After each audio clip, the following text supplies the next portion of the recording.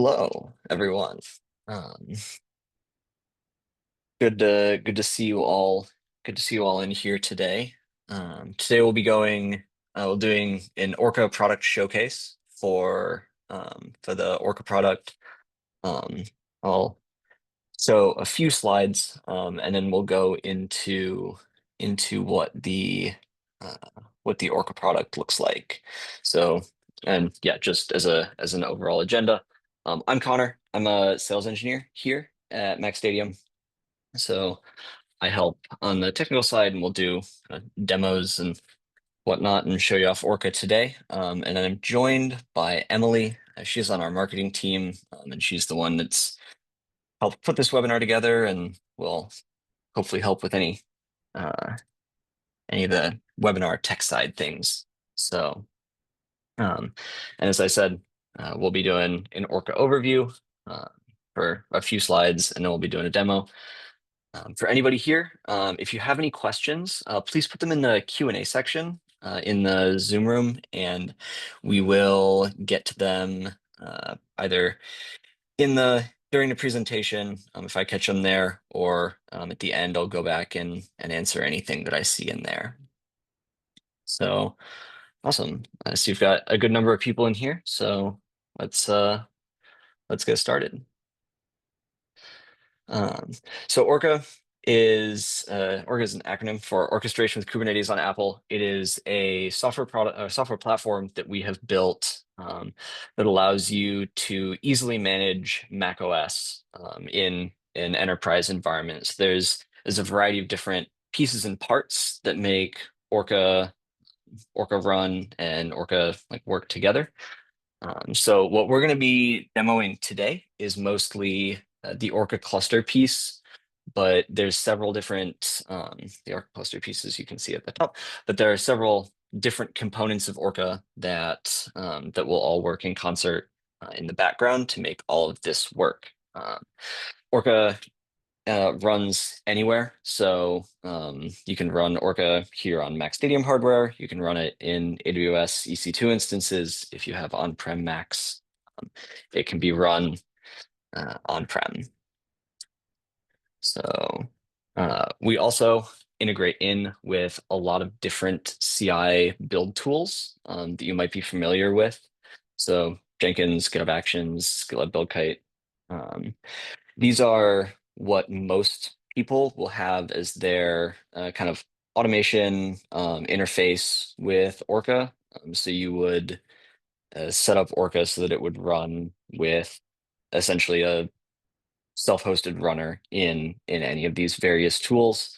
But we also have a CLI, an API, and a web UI that you are able to interface with Orca for if you need to write any ancillary tooling, or if you need to interact with the cluster kind of on a more manual basis to go poke around and see what's happening. And then just from a high level overview of how Orca works, at the very base layer, we have the Mac hardware. So you've got a Mac Mini or Mac Studio sitting in MacStadium or in AWS or on-prem. On top of that, we run some software that allows you to virtualize macOS. It interfaces with Apple's hypervisor framework, and also runs some additional code that allows the bare metal Mac node to register with a Kubernetes cluster as a node resource. And that allows kind of the whole orchestration of Orca cluster to come together and work on that front. So when you launch a VM in Orca, the VM is launched. You're able to run up to 2 VMs per bare metal machine. And then you can run any like application workloads like iOS builds or macOS builds, test suites, or anything like that. You're able to run that in the VM. And then those VMs are managed by the Kubernetes layer, seeing that the nodes are registered with Kubernetes.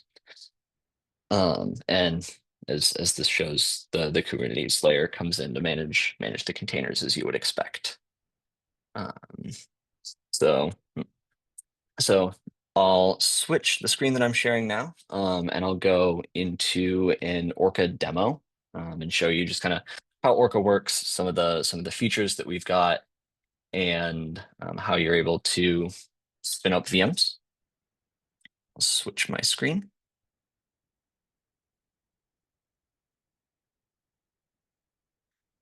Awesome. And Emily, are you able to see this fine? Just switched over correctly. Yes, looks great. Awesome. Thank you. So the first command that I've run here is Orca node list. So as you can see, there's a couple of different kinds of bare metal Mac compute that I have in this environment that I'm able to launch VMs on. So I've got an M2 mini here with 8 CPU and 16 gigs of RAM, and then I've got a few M1s as well. So you're not limited to a single hardware type in an Orca cluster. You are able to uh, pick and choose what size hardware and what kind of Mac compute you want, depending on what your workloads are, and you're able to mix and match that if you have multiple different kinds of workloads that may require different levels of hardware. So the next command that I'll run is Orca image list.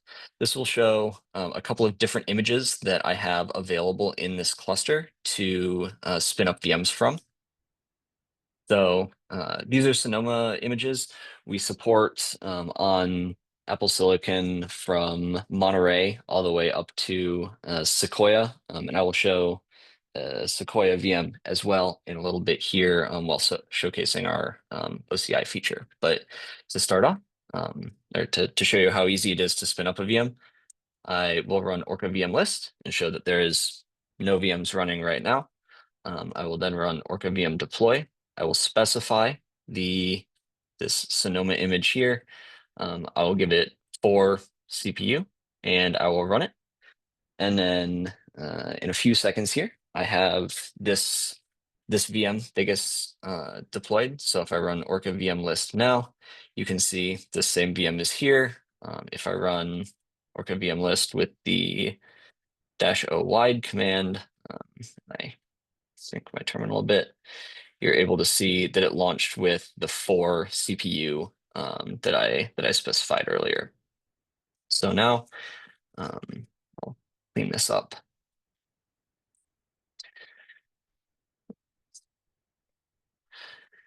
And now I'll connect to this VM and kind of take a look around. So SSH, the default username and password for the images that we provide is admin and admin.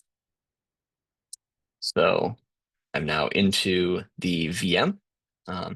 And if I run like ls, you can see that this looks more or less like a machine, like a Mac machine that you would have locally, just a brand new one that you've unpacked from the Apple Store, maybe sitting across the office. And you're able to, from here, do like essentially treat it as you would any bare metal Mac machine that you've got. So you're able to install Xcode on it.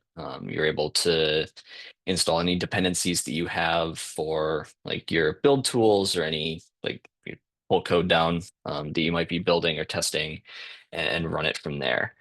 One of the additional feature that we have is the ability to customize the images that you have in like customize the base images that you're launching VMs from.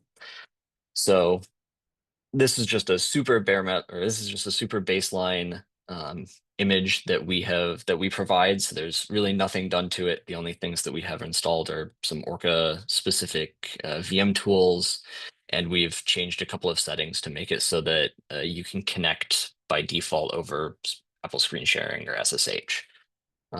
But if you wanted to bake a bunch of dependencies into the image, all you would have to do is create or install the dependencies into the VM here.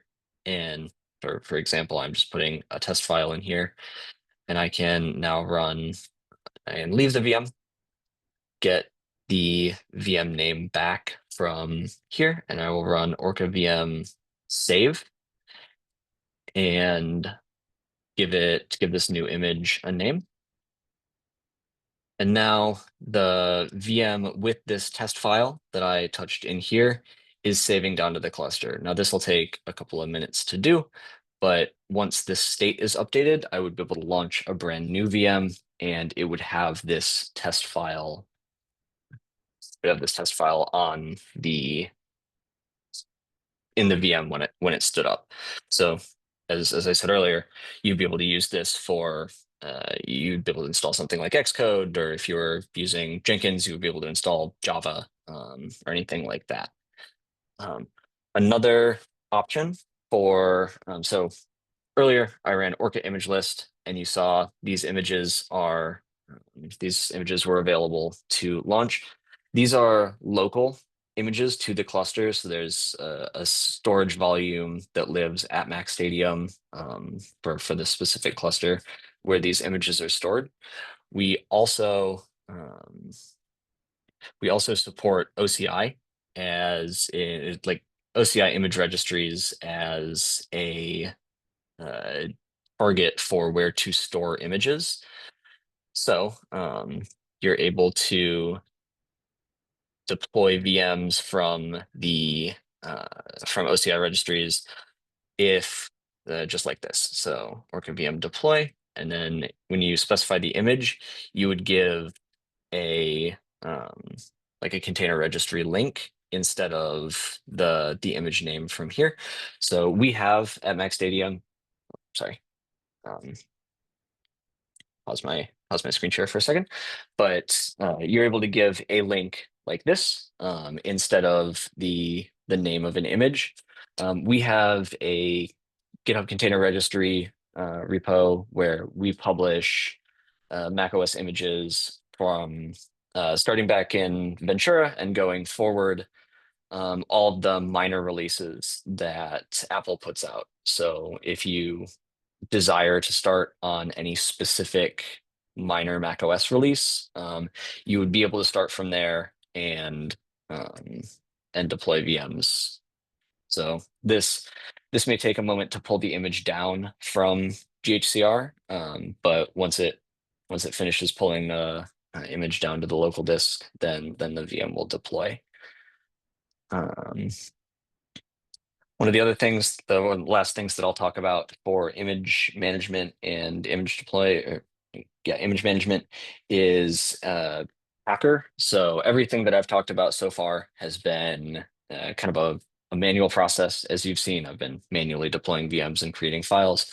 We have a Packer integration that allows you to specify in a Packer file what the steps would be to install or determine like an image state, and then you would run the Packer file. You'd run that Packer file against the Orca cluster. It will automatically do all the steps that you've seen me do today. So it will spin up a VM. It will install all of the dependencies that you called out in the Packer file. You define in a Packer file, and then it will save the image and then delete the VM at the end. So it will kind of do the entire process for you so that it's repeatable and you're able to ensure that it's all the same for each run. While this finishes pulling, I'll talk a little bit about the plugins that we have. So we've got, as you saw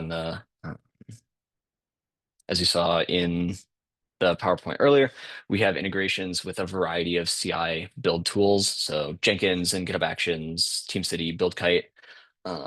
They all have slightly different architectures for how they're deployed just based on the best practices for the individual build tool. But for all of them, you have the ability to ephemerally launch VMs based on like a new commit or like whatever trigger that you have for the in that build tool. So for GitHub Actions, you can set it so that whenever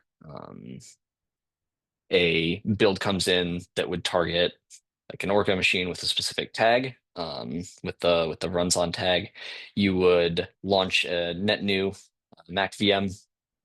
It would push the whatever actions that you have defined in your GitHub Actions file to the VM.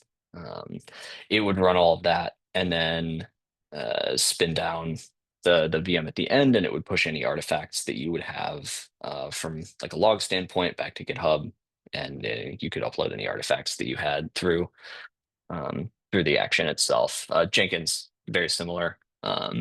You would have the ability to, if I'm really spin up a VM, Jenkins will pull the logs.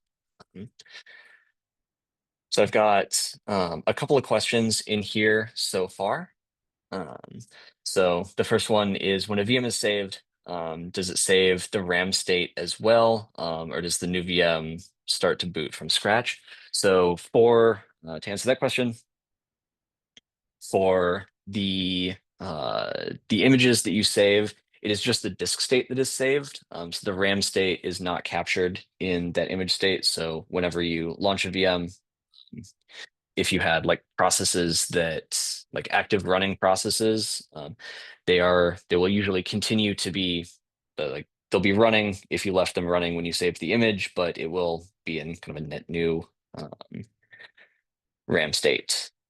There is another question here asking about Apple limiting the number of parallel VMs per node, or the time that a VM can run. How does that apply to Orca? So for in Orca, you're able to run 2 VMs per node. So you can, and here I'll actually show this. And this is an Apple limitation, not necessarily an Orca limitation, but it's something that we pass through. So I've got 1 VM running on this .31 node right now. I will launch a second VM on, actually I need to run Orca node list. You can see that I've already got 1 VM running on this node because the available CPU and cores are down. So I'll run Orca VM deploy, specify this image again, and then I will specify a node to run it on. Will be this one. This VM should deploy. And then if I were to run, now you can see node list, you can see that I'm now down to 1 core here. If I were to try to run the same command again and deploy a third VM, it'll show an error because, well, this is showing it for not having enough RAM, but the, here, let me,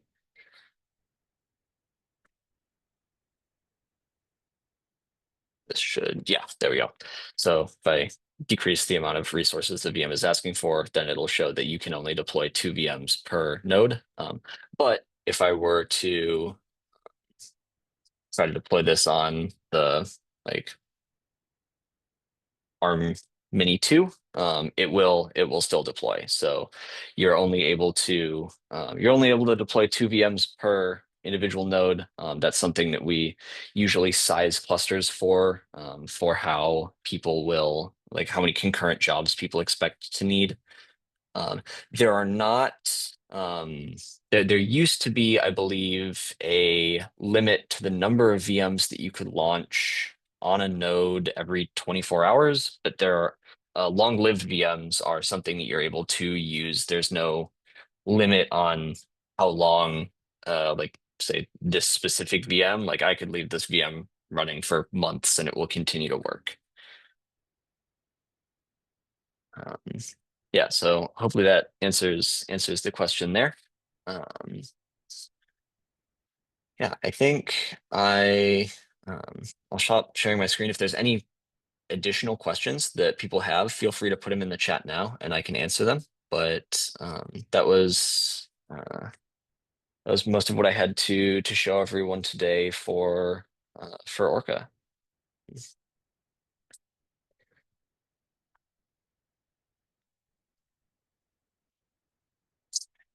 Had a question come in. So people are asking if there's an equivalent to a deployment.yaml in Kubernetes to describe and launch a VM in a single command.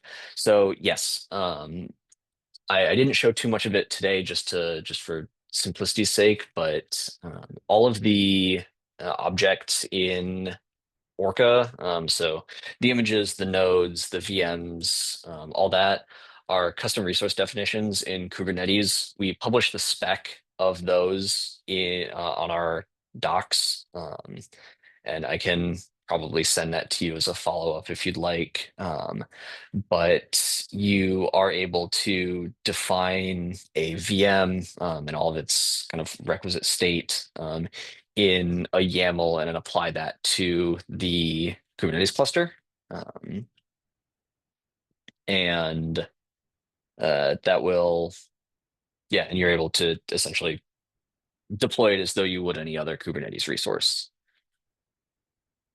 Um, Another question asking if there will be more types of these webinar, if there's other topics that we'll cover.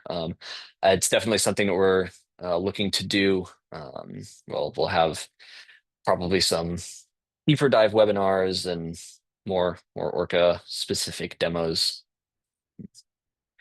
Another question for the GitHub Actions integration, are self-hosted runners configured on Orca to be always running or ephemeral? You are able to do either one. So we have our GitHub Actions integration. We actually have two of them, but the main one that people use is based on the Arc framework. So you run a controller on like a non-Mac VM, just like a Linux VM, or in a Docker container that allows you to run you spin up the Docker container that runs the controller for GitHub Actions. You register that controller with an app in your GitHub org, and then it will launch like that controller will get messages from GitHub when a job comes out and spin up VMs ephemerally. But high level, yes, you're able to run ephemeral or static runners. Um,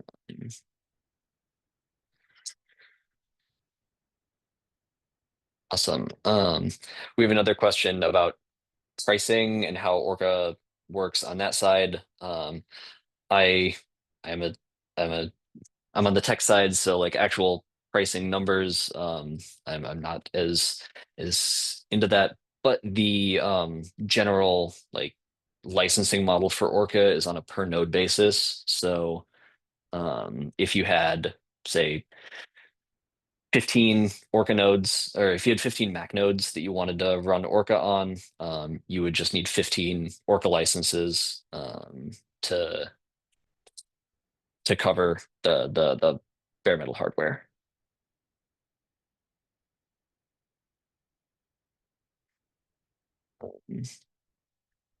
Awesome. I think that was all the questions that I saw come through the chat.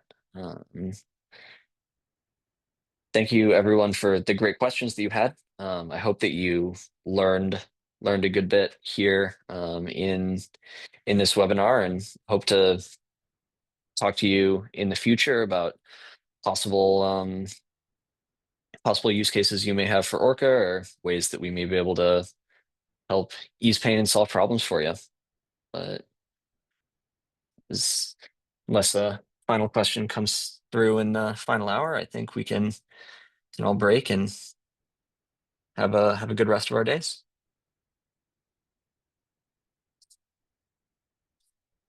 Have a good one.